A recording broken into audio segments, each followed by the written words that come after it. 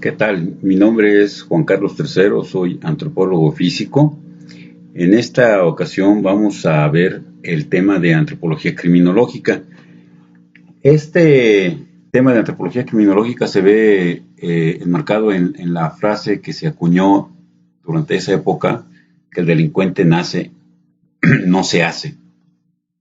Esto ya nos señalaba que todos los delincuentes venían predestinados, ¿sí? Una de las cuestiones generales que tenemos que ver es cómo tenemos conformado el cerebro, ¿sí? Forma parte de nuestro sistema nervioso en todos los vertebrados, pesa 1,3 kg en promedio, tanto para hombres como para mujeres. Su coloración es gris rosácea, está compuesta por unos 100,000 millones de células nerviosas aproximadamente. Estas células nerviosas, todas las tenemos, no quiere decir de que todas las usemos, pero en términos generales son características que tenemos inherentes todos nosotros, ¿no? Otra de las atribuciones que tiene el cerebro es de que todas las emociones, como el amor, el odio, el miedo, la ira, la alegría y la tristeza, están controladas por el cerebro.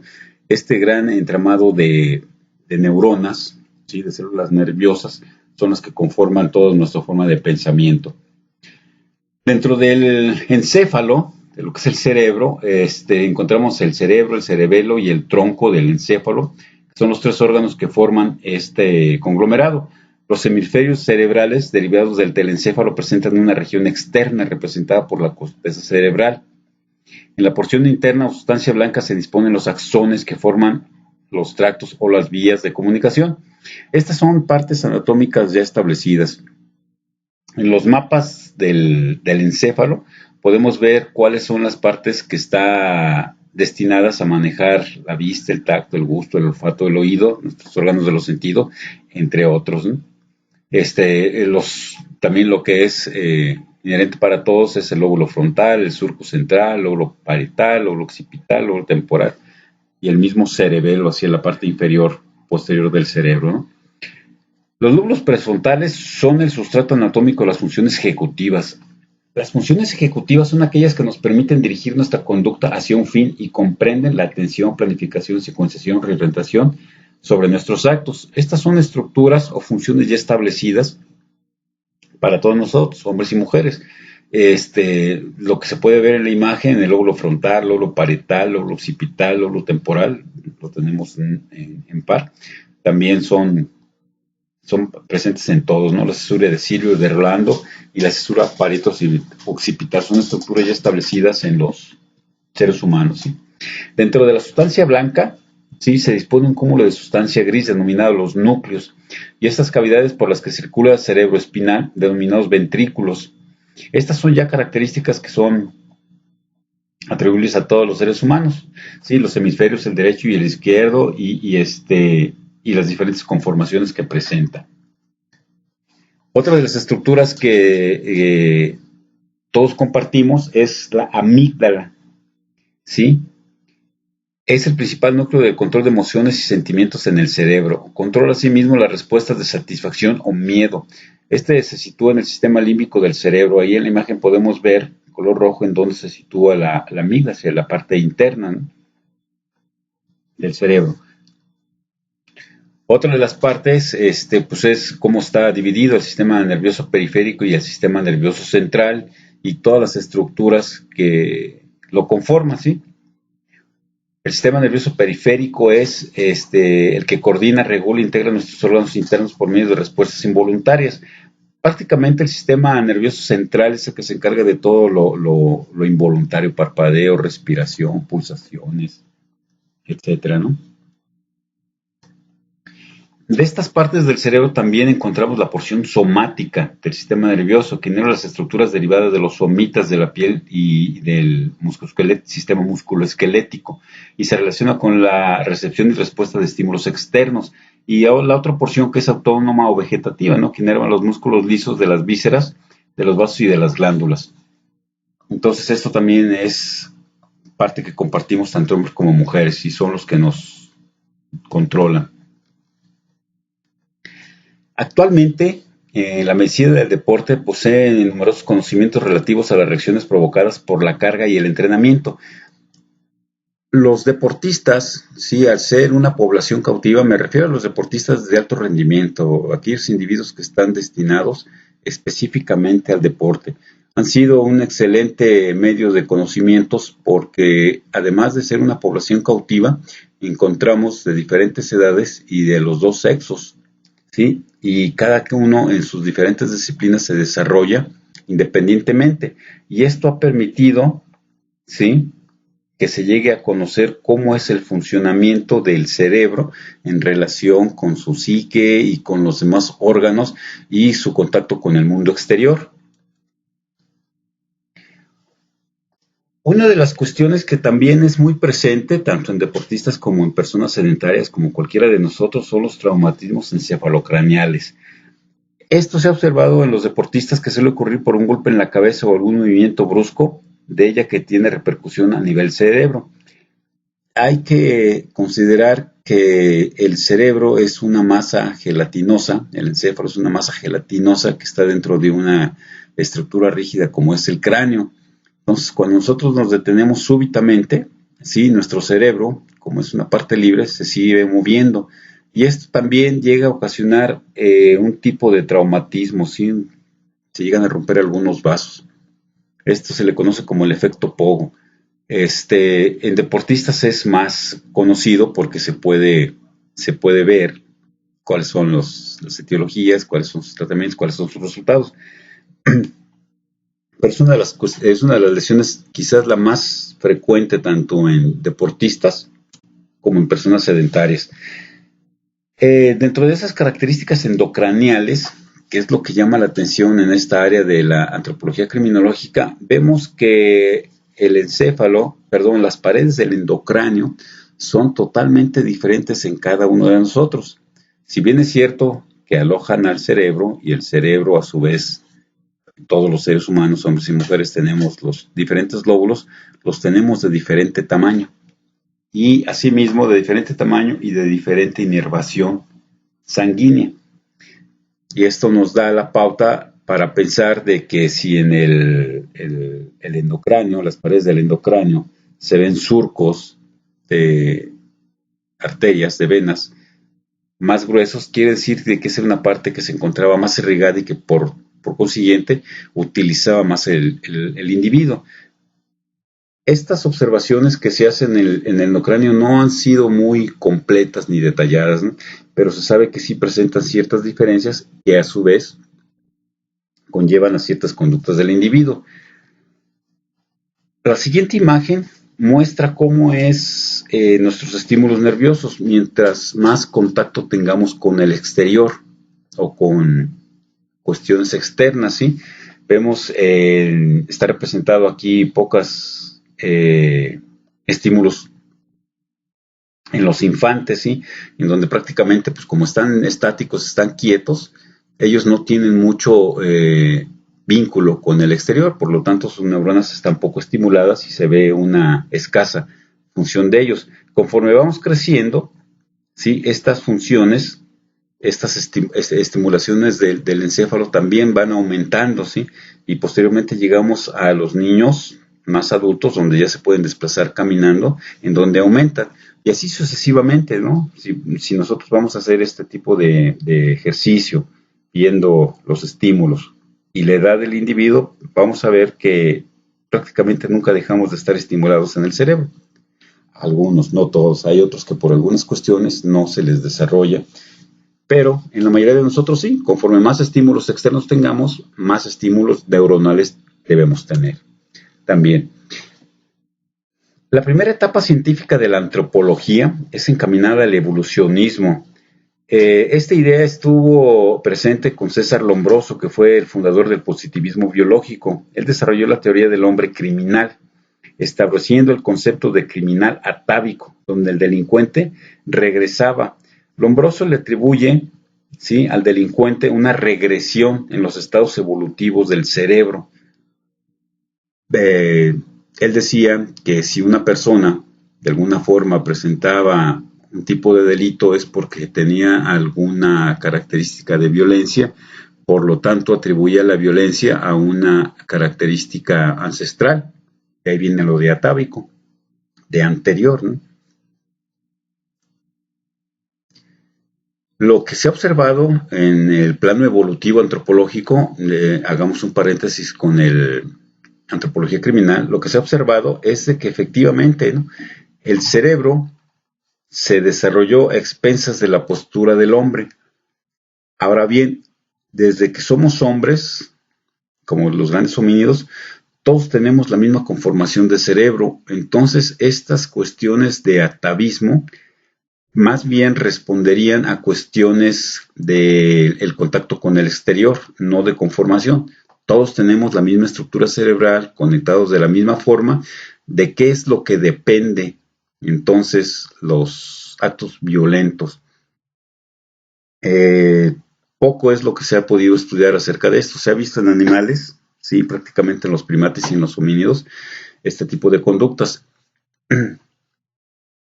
Pero no son atribuibles totalmente a la formación del cerebro, son atribuibles, las conductas de violencia son atribuibles a los sistemas, a los mecanismos de defensa que tiene el cuerpo, y principalmente son a la supervivencia, al instinto de supervivencia que tenemos. En este punto, Maquiavelo sostenía que había dos características inherentes a todos los seres humanos: el sobrevivir y el dominar. Respondíamos a estas características, y ambos, hombres y mujeres, teníamos esta posibilidad de hacerlo. Ya refiriéndonos otra vez al Lombroso, él sostenía que el criminal podía ser reconocido a partir de una serie de estigmas físicos o anomalías. Un ejemplo lo daba en el excesivo desarrollo del cerebro, asimetría del rostro, dentición anormal, y lo que él consideraba una característica más atávica, el hoyuelo en el occipital. Hay que recordar que el Lombroso sostenía que el delincuente nacía, no se hacía. Entonces, en esta frase, él atribuye una serie de cuestiones del nacimiento a las personas, ¿no? Ahora sabemos que quizás esa teoría puede estar muy refutada, pero en un tiempo se manifestó como algo cierto. ¿Por qué lo presentan algunas personas y otros no? Son características epigenéticas que se van quedando. Pero bueno, ahorita no estamos para discutir eso. Nosotros nos estamos concentrando en lo que es la antropología biológica y los postulados que se hicieron en torno a esto. La antropología positivista nace como una parte de la antropología criminal a partir de los estudios realizados en 1876 por el doctor César Lombroso, quien intentó explicar al hombre delincuente interesándose por sus características físicas y mentales. Además, el antropólogo francés Pablo Topinard fue el primero en utilizar el vocablo criminología en 1871 en su obra La Revista Antropológica. Prácticamente ellos son los que llevan esta idea, ¿sí?, al cientificismo, a cómo se debe de estudiar la violencia. Aquí prácticamente lo hacían ellos partiendo de que la persona que tenía ciertas características primitivas, ciertas características atávicas, iba a ser delincuente. Estas características dieron fundamento, sí, a lo que sería la similitud con la morfología del hombre salvaje, considerando al criminal como una subespecie anormal del género humano, ¿no? Pero aquí ellos lo atribuyen a cuestiones evolutivas. Quizás todavía no habían vislumbrado todo el panorama que presenta la gran variedad humana. Pero bueno, centremos en todos sus estudios. El enfoque antropobiológico, ¿sí?, del Lombroso establece que los delincuentes con delitos graves en común tienen taras genéticas. Estas taras genéticas ya estaban estipuladas desde el nacimiento, y él hacía referencia a la protuberancia en la frente, protuberancias en el cráneo, ojos achicados, pómulos salientes. Realmente no dejaba mucho al azar, ¿no? O sea, todas las personas que tuvieran esas características forzosamente iban a ser delincuentes, ¿no? El criminal, él sostenía que el criminal nace con diferencias, a diferencia del sujeto normal, es diferente a las personas normales por causas genético-hereditarias. Entonces, esto pues continuaba marcando más lo que sería la delincuencia, ¿no?, como algo ya innato. Posteriormente, Sheldon desarrolló los tipos somáticos de Kretschmer, distinguiendo tres tipos, a los cuales se atribuía un tratamiento particular.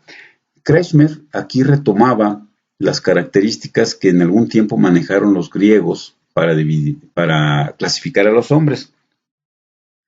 Pero aquí Kretschmer y Sheldon fueron mucho más allá y ellos ya establecieron que el individuo mesomorfo, ¿sí? el cual está hacia la parte superior del triángulo de la imagen, vamos a ver que hay un predominio del sistema muscular.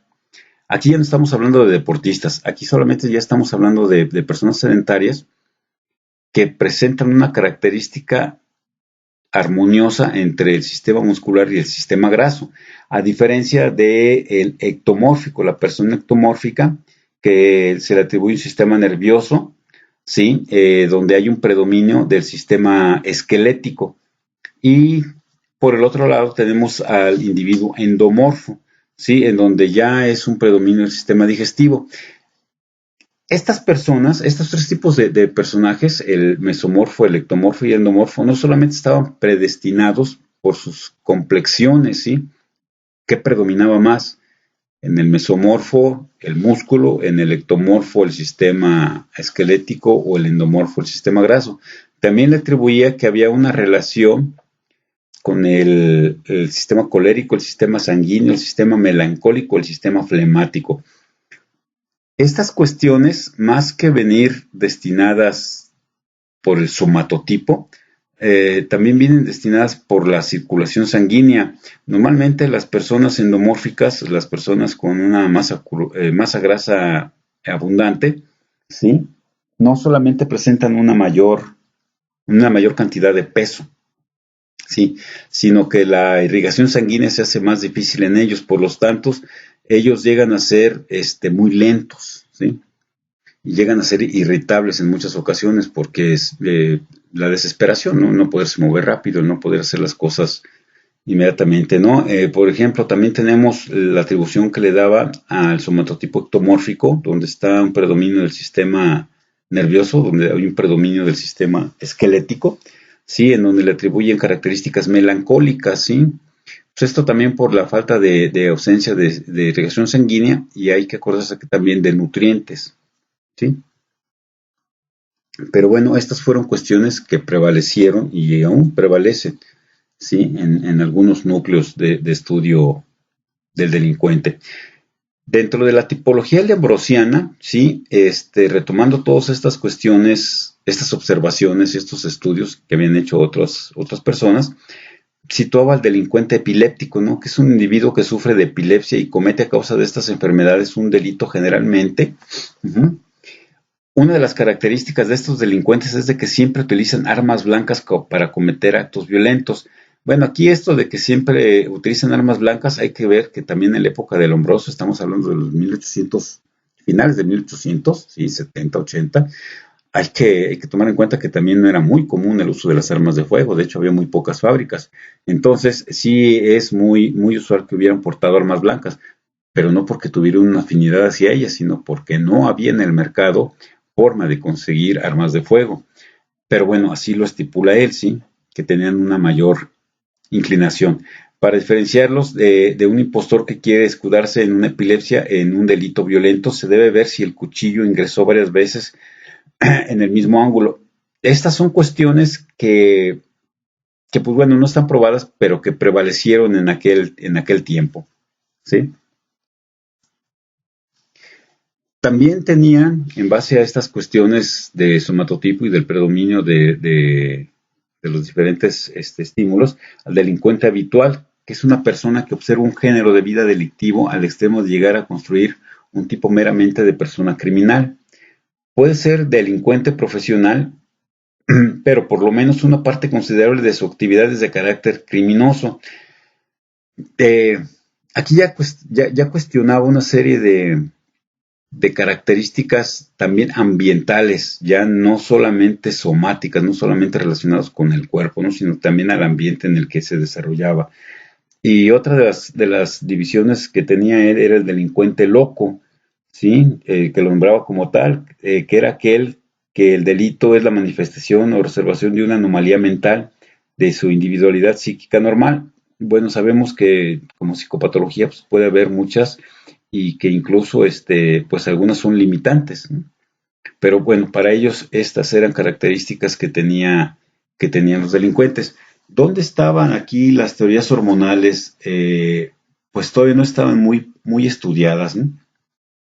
Ahora sabemos que la testosterona y el cortisol están involucradas con el dominio del éxito y o del estrés, ¿no?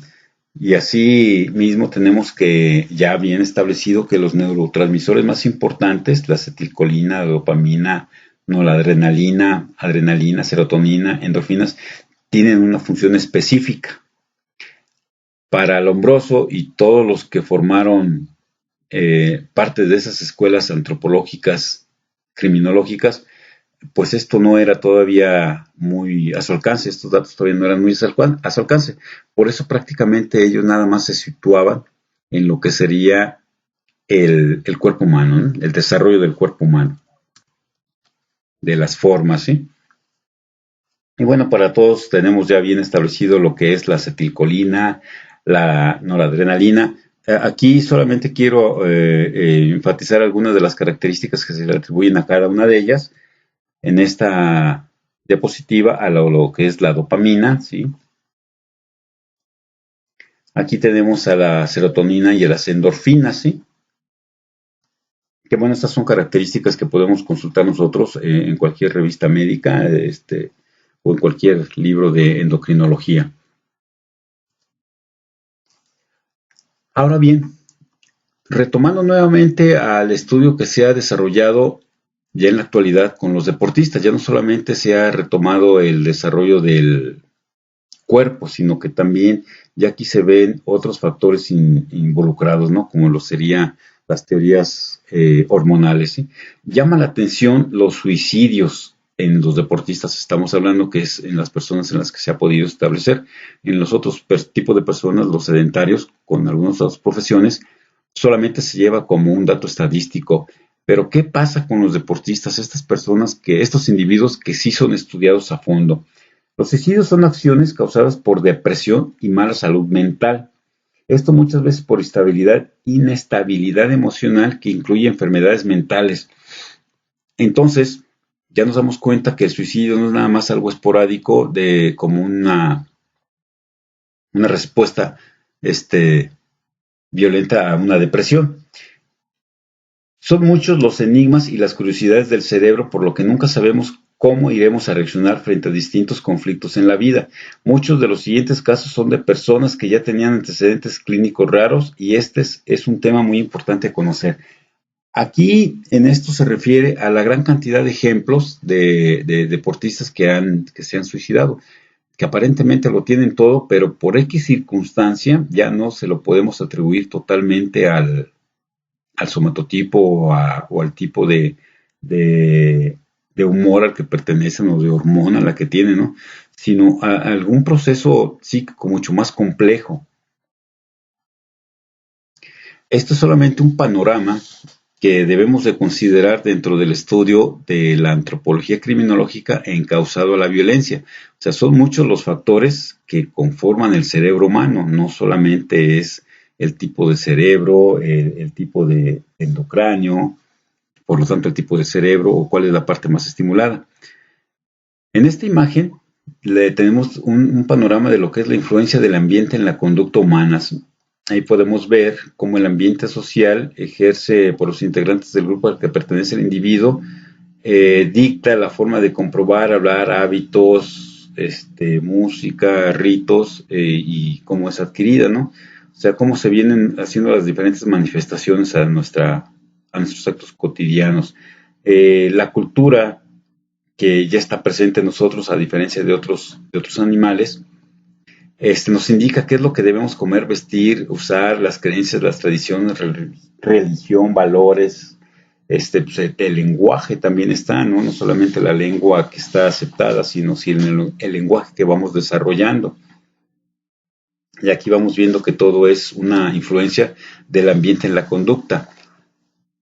Con el pasar del tiempo y las experiencias de cada ser humano empezamos a hacernos conscientes de las actitudes, sentimientos, formas de pensar que poseemos y tratamos de adaptar las mismas a la sociedad que nos rodea, para que se produzca una interacción beneficiosa con nuestros semejantes.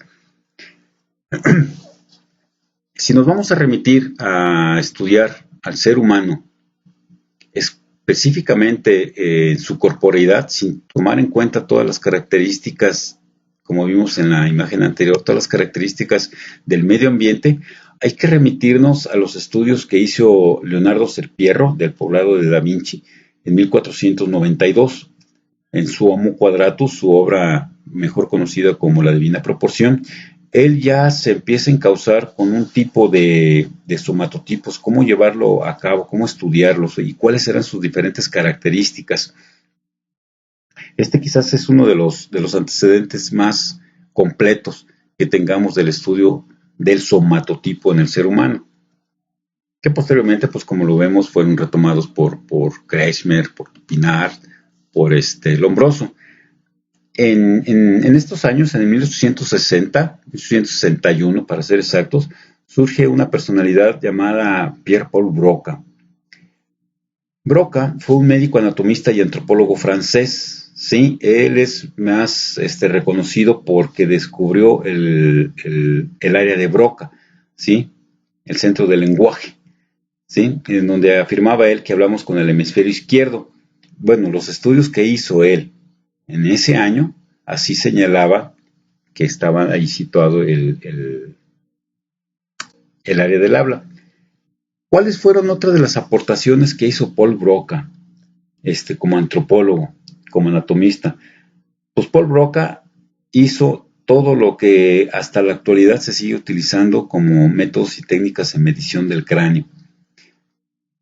Ya desde Leonardo da Vinci y otros científicos de la época del Renacimiento y posteriormente con Broca, se llega a conocer las diferencias craneales y más que a conocer, a valorarlas métricamente. Paul Broca, sí, que se le reconoce, entre otras cosas, por haber establecido la forma en que se iba a medir el cráneo y se le iba a clasificar, y hasta la actualidad se siguen utilizando estas mismas mediciones y estos mismos aparatos que utilizaron en la época. Lombroso no fue la excepción, o sea, él tuvo acceso a todas estas cuestiones, sabía cómo se podía medir el cráneo, sabía que había diferencias, sí, sabía que una cabeza grande, por consiguiente, una área, una caja endocraneal grande, le correspondía a un cerebro grande. Sí, una caja endocraneal pequeña le correspondía a un cerebro pequeño. ¿Sí? ¿Cómo iba a estar vinculado esto? Pues ¿cómo iba a ser la interacción de este cerebro? Pues es lo que habría que estudiar todavía, ¿no? Pero para ese tiempo, César Lombroso ya establece en su obra, El hombre criminal, ya establece cuáles son las características que deben de tener los delincuentes y empieza retomando los estudios de Broca, cómo es posible llevar a cabo estas mediciones, ¿sí? Lombroso siguió con todas las clasificaciones y no solamente encuentra atribuciones al tipo de cabeza, ¿sí? Sino también atribuciones al tipo de oreja que tenemos. Sí, sabemos que todos nuestros pabellones auditivos son totalmente diferentes. Lombroso fue más allá y él ya le atribuye un tipo de actividad, ¿sí? A ese tipo de individuos que portaban un pabellón auditivo determinado, ¿sí? Ya no solamente el rostro, ¿sí? En 1872, en Memorias sobre manicomios criminales, Lombroso expone las primeras ideas sobre la diferencia que hay entre el delincuente y el loco, y sus ideas respecto a que el delincuente es un enfermo con malformaciones, ¿sí? ¿Qué fue lo que hizo? ¿Qué fue lo que hizo Lombroso con estas observaciones? Pues Lombroso las encuadró en una actividad determinada, ¿sí? Él, aparte de encontrar características primitivas, nunca habla si él consideró las características educativas, su nivel de educación, sabía leer y escribir, pero para él muchas de las características somáticas, de las características que representaba el individuo a simple vista, ya tenía ciertos estigmas y ya tenía ciertas funciones en el cerebro. Sabemos ahora que esto no es tan mecánico, o sea, no es una suma, ¿no? 1 más 1, 2. O sea, no por tener una característica de un cráneo grande, de unos ojos, un torso suborbitario, la parte superior de las órbitas, prominente, ¿sí? No, nos va a atribuir una imagen simiesca y por lo tanto una actitud totalmente primitiva. Sabemos que esto no es así, ¿no? Pero él consideraba que existen manicomios, que deberían existir manicomios para criminales y que los locos no estén en las prisiones, sino que se les interne en instituciones especiales. Pero también expone la necesidad de que si estos enfermos han cometido algo antisocial, alguna situación antisocial, no se les mande con los demás psicóticos porque son una amenaza, sino que plantea la creación de manicomios especializados para criminales. Aquí ya con esto pues empieza a ser una clasificación de las personas y del tipo de delitos y de la atención que se debe de tener. Estos ya en criminología se lo puede considerar como las primeras cuestiones, los primeros postulados para la reinserción. Pero siguiendo con las teorías de Lombroso, en su Hombre Criminal, él sigue atribuyendo características conductuales dependiendo de las características craneales. Esto no es tan mecánico. Sí tiene su fundamento en que la caja craneal, la cabeza, sí, la caja craneal, albergando al cerebelo, dependiendo de si es alargada, si es oval, si es piramidal, si es trapezoidal, pues va a tener un desarrollo, ¿sí? El encéfalo hacia esa área. O sea, me refiero a lo siguiente: si tenemos un frontal en un individuo prominente, pues lo más probable es de que su lóbulo frontal del cerebro sea prominente. Si lo tenemos hacia el parietal, sí, pues lo más probable es de que el lóbulo parietal también esté más desarrollado. Sí se puede ver una relación. Ahora bien, ¿esto implica que lo utilicemos? Pues no. Hay personas, como suele suceder en muchas partes, en muchas comunidades, hay personas que tenemos el mismo tipo de cabeza, que compartimos el mismo peso del encéfalo, mas sin embargo, unos saben leer y otros no, ¿sí? Entonces sabemos que también esto depende muchas veces del estímulo, ¿no? Si a una persona se le enseña a leer y a escribir, tenga o no desarrollada esta área, pues va a aprender. Y a una persona que no se le enseña a leer, aunque tenga esta área desarrollada, no lo va a aprender, ¿no? Son cuestiones que implican también otras funciones neuronales, ¿no? Actualmente podemos ver por las técnicas y los aparatos que se utilizan cuáles son las áreas que llegan a tener un mayor estímulo. Ya no es necesario esperar que el sujeto muera para hacer observaciones en el cerebro. Ya podemos verlo desde utilizando ciertos aparatos, ¿sí? Cómo es la conformación del cerebro en el individuo, ¿sí? Y cuál es el área que ocupa mayor actividad. Hay que recordarse que el cerebro funciona con pequeñas descargas eléctricas. Entonces es fácil saber, mediante ciertos aparatos, es fácil saber cuál es el área que se estimula más en un determinado momento, ¿sí? Ante una situación, ante una imagen a color, muy llena de colores, sonidos muy ricos en diferentes variaciones, etcétera, ¿no? Cómo se nos llega a colorar. Pero aquí llegamos a un punto en el de que se retoman todas las características de medida del cráneo y automáticamente, ¿sí? Se le atribuyen unas características de conducta al individuo. La verdad, desconozco, o sea, Lombroso siempre se dirigió a delincuentes, pero nunca dijo cuáles serían las medidas del hombre normal, ¿no? De los que de alguna forma tenemos una profesión, de los médicos, de los arquitectos, de los abogados, de los contadores. O sea, no dice qué tipo de medidas debe de tener. Él nada más juzga a los criminales por su apariencia y por su tipo de cráneo, ¿sí? Y vemos en diferentes imágenes y en diferentes momentos de la historia que estas medidas craneales siempre han sido una constante, ¿sí? Las medidas craneales no solamente sirven para hacer sombreros y cachuchas, ¿no? Las medidas craneales sirven para hacer una gran cantidad de cuestiones, ¿sí? Atribuibles a actitudes con el pensamiento. Igual es en el desarrollo de la cara, ¿no? Sí, nos sirve para clasificarnos, ¿no? Pero también tenemos ciertas características, se ha visto en los deportistas, tenemos ciertas características que nos permiten desarrollarnos mejor.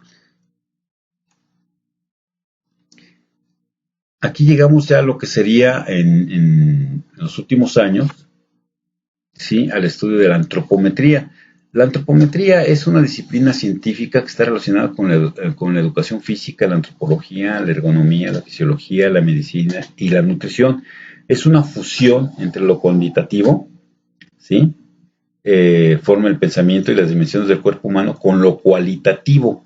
Aquí, bueno, se trata de hacer una relación que en un momento dado no tuvo su oportunidad de hacerla Lombroso, ¿sí? Pero aquí fue específicamente, la antropometría se utiliza específicamente para un fin, ¿sí? Para el estudio y medición de las dimensiones físicas y funcionales del cuerpo humano de todos los lugares donde nos desarrollamos. Los habitáculos, ¿sí? La altura de las sillas, de las cabinas telefónicas, de los vehículos automotores, etcétera, etcétera. O sea, aquí tiene una utilización la antropometría, un fin meramente industrial, ¿sí? En el deporte también las medidas craneales, las medidas antropométricas siguen teniendo un uso. Se sigue midiendo a los diferentes individuos, ¿sí? Para saber cuál es su somatotipo, cuál es su componente predominante, el muscular, el sistema esquelético o el graso, para saber qué tipo de deporte pueden practicar con mayor eficiencia. Es un tipo muscular, ¿sí? Bien puede servir para gimnasia, ¿sí? Un tipo totalmente delgado, donde predomine su esqueleto y donde no tenga mucho peso, ni graso, ni muscular, pues puede servir para las carreras de fondo, ¿sí? Los maratonistas, por ejemplo, los corredores de 10,000 metros, 20,000 metros, sí, los nadadores, qué tipo de características tienen que tener, brazos muy largos, caja torácica muy amplia. Entonces, vemos que todavía la antropometría se sigue utilizando tanto para cuestiones industriales de diseño como para cuestiones del deporte, su aplicación al deporte. ¿Sí? El endomorfismo, el mesomorfismo y el ectomorfismo que en algún tiempo manejó Kretschmer, que en algún tiempo manejaron otros científicos, ¿sí? Tiene un nuevo sentido actualmente, ¿sí? Y gracias obviamente también a los conocimientos a los avances tecnológicos que se han presentado, ¿sí? Pero les repito, todas estas cuestiones, ¿sí? De somatotipo y de tipo de constitución craneal, pues ya van encausadas para una finalidad, en este caso, para el deporte, ¿sí? Se ha dejado a un lado la delincuencia, la criminalidad.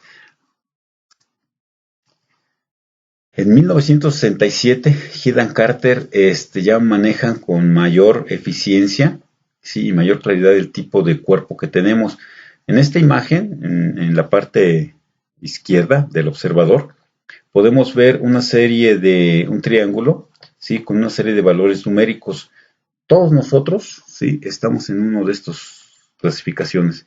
Y dependiendo de la clasificación en donde estemos, ¿sí?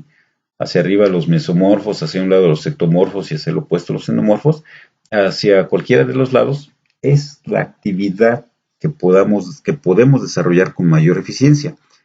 Claro, simplemente si nos dedicamos al deporte. Pero ¿qué pasa con la delincuencia? ¿Sí? Este tipo de estudios ya no se ha hecho.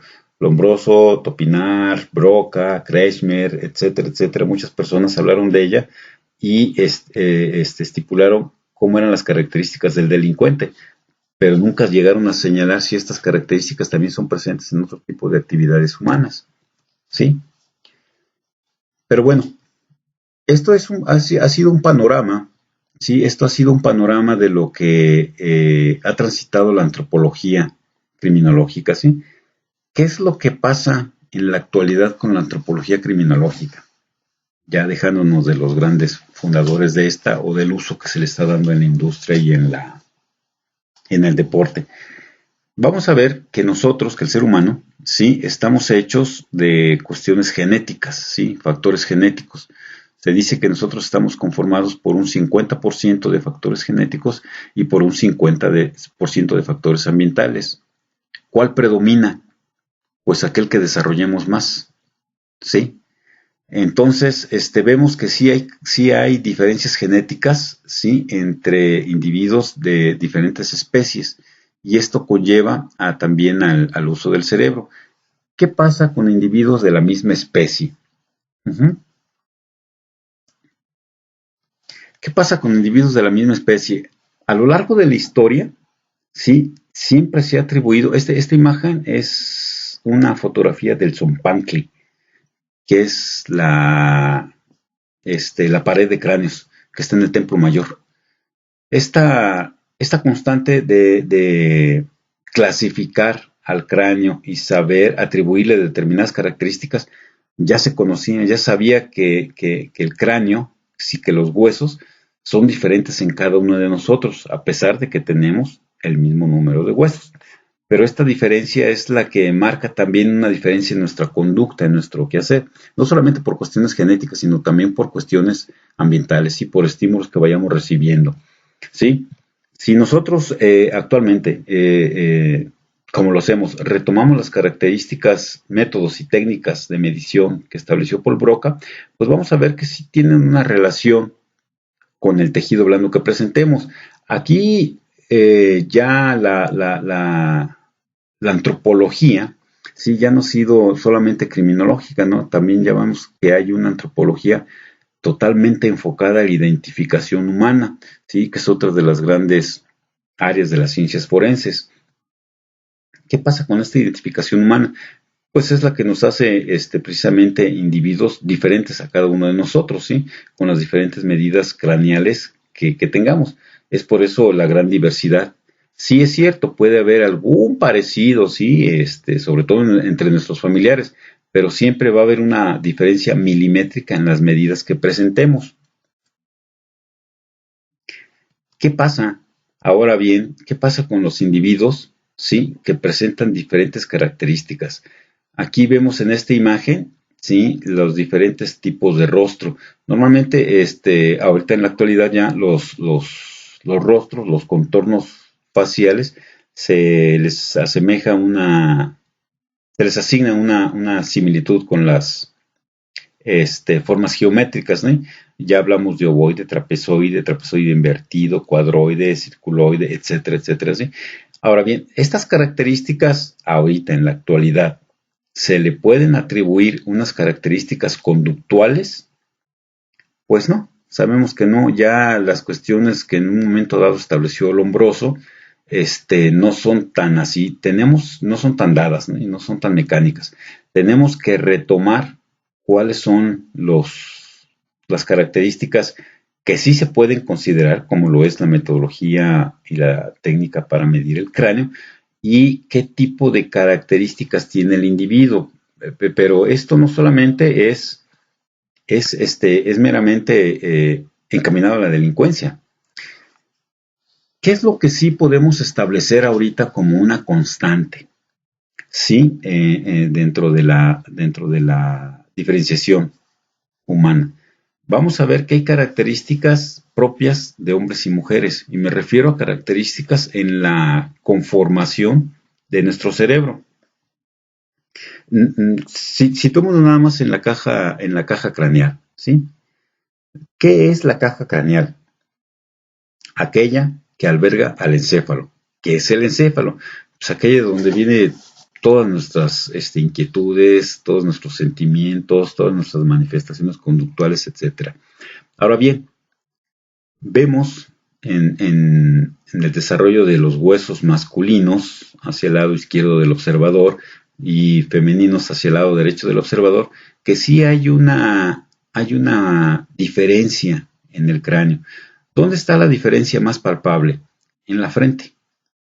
Sí, normalmente la mujer tiene un frontal, unos huesos frontales que albergan el lóbulo frontal del encéfalo, más prominentes. Y en el hombre los tiene más deprimidos o menos prominentes, el hueso frontal, y por consiguiente también tiene menos desarrollado el lóbulo frontal del cerebro. Y lo podemos ver que sí hay una repercusión en nuestras conductas, ¿sí? Por eso es de que sí somos tan diferentes hombres y mujeres. ¿Sí? Tenemos diferentes formas de pensamiento. Nosotros podemos llegar a tener se puede decir que llegamos a construir un pensamiento más concreto y la mujer lo llega a pensar, llega a tener un pensamiento mucho más abstracto. La mujer puede manejar más elementos, más factores y sí, nosotros no tanto, no los consideramos tan importantes. Entonces vemos aquí que sí hay una diferencia en la caja craneal, en el cerebro y en la conducta. La gran pregunta es, ¿hay diferencia entre individuos del mismo género? Sí, pues yo creo que también, sí, nada más que no se han estudiado totalmente y esto ha permitido, sí, que se hagan muchas conjeturas al respecto. Ahorita, con tantos avances tecnológicos y tantos datos que tenemos, es más, sería más exacto poder hacer un estudio bien detallado de cuáles serían las conductas violentas, ¿sí? ¿Cuál es la evolución de la violencia en individuos del mismo género? Sabemos que sí hay diferencias entre hombres y mujeres, ¿sí? Me refiero a diferencias cerebrales. Ya dejemos de todo el resto del cuerpo. Sabemos que sí hay diferencias cerebrales, sí, en donde nosotros tenemos un frontal más corto, sí, menos prominente, y la mujer lo tiene más prominente. Entonces, hay una diferencia, sí, tanto en la forma de la cabeza, por consiguiente del encéfalo, y por consiguiente de la conducta. Ahora bien, en individuos del mismo género, ¿es posible también hacer esta valoración de las diferencias? Sí es posible, sí, lo estableció Broca con las medidas craneales. No todos los masculinos tenemos lo mismo y no todos los femeninos tienen las mismas medidas. Respondemos a diferentes conformaciones. Algunos tenemos más desarrollados los lóbulos frontales, otros los lóbulos temporales, otros los parietales. Ahora, una cosa es el desarrollo y otra cosa es la utilización. Una persona que tenga desarrollados los lóbulos temporales los tiene también más funcionales, pues para eso hay que hacer otro tipo de observaciones, como me refería en alguna de las imágenes, hacia la parte endocraneal, ¿sí? Si hay irrigación sanguínea o no. Si hay irrigación sanguínea abundante, quiere decir de que había una gran demanda de sangre y de nutrientes y de oxígeno, por lo menos esa, y por consiguiente esa parte del cerebro era más usada, ¿sí?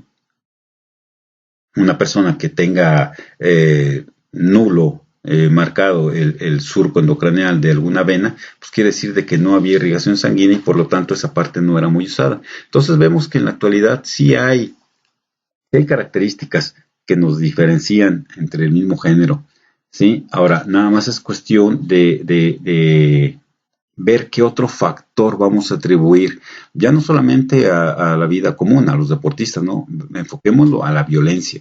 ¿Es posible encontrar diferencias de violencia en cráneo? Pues yo creo que sí.